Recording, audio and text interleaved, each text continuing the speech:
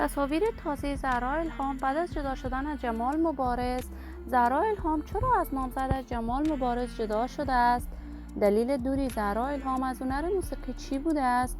من در این ویدیو پیرامون حقایق این ماجرا خواهم پرداخت. پس در ادامه با کانال دنیا اینفو باشید.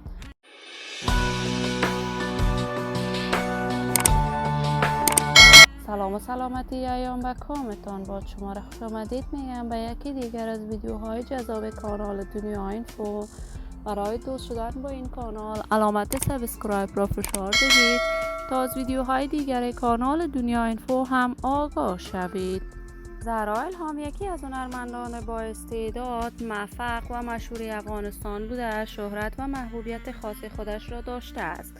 وی از برنامه ستاره افغان تلویزیون طلوع به کارهای هنری‌اش پرداخت که در مدت بسیار کوتاه توانست در قلب‌های مردم افغانستان جایگاه هنری خاصی برای خودش پیدا کند. زهرا الهام در تلویزیون جهانی طلوع با سرودن آهنگ‌های دوگانه با آریانا سعید بیشتر محبوب شد. وی تحت حمایت خاص آریانا سعید هنرمند موفق و مطرح کشور ما قرار داشت. زهرا الهام بعد از تحولات آخر در افغانستان مجبور به ترک کشورش به مقصد استرالیا شد. زهرا الهام اکنون در استرالیا زندگی می کند. چند قبل تصاویر در صفحات مجازی دست به دست شد که زهرا الهام با جمال مبارز ازدواج کرده است. اما جدیداً زهرا الهام تصاویرش را در صفحات مجازی نشر کرده است که وی از عشقش جدا شده است و زندگی کاملا مستقل دارد.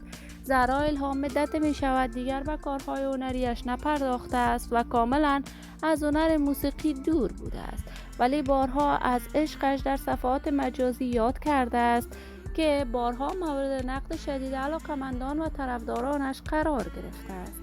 ولی ما در انتظار نشر تازه‌ترین آهنگ‌ها از زهرا الهام خواهیم بود. عزیزان و دوستان خوبم، شما هم نظریاتتان را در بخش کامنت با من شریک بسازید. اگر تا هنوز دوست کانال دنیا اینفو نشدید، پس برای دوست شدن با این کانال علامت سابسکرایب را فشار دهید. این ویدیو را با علاقه‌مندان و دوستان زهرا الهام به اشتراک بگذارید تا درودی دیگر تمام شما نازنینان را به الله منان سپرده موفق و کامیاب باشید.